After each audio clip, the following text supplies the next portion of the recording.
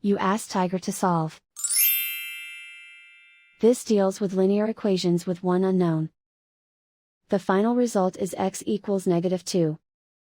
Let's solve it step by step. Group all x terms on the left side of the equation. Subtract 2x from both sides. Group like terms. Simplify the arithmetic. Group like terms.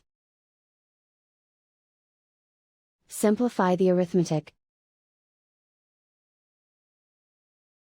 Group all constants on the right side of the equation.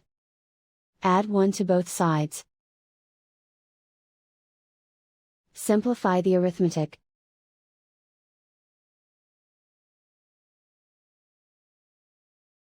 Isolate the x. Divide both sides by 2. Simplify the fraction. Find the greatest common factor of the numerator and denominator. Factor out and cancel the greatest common factor.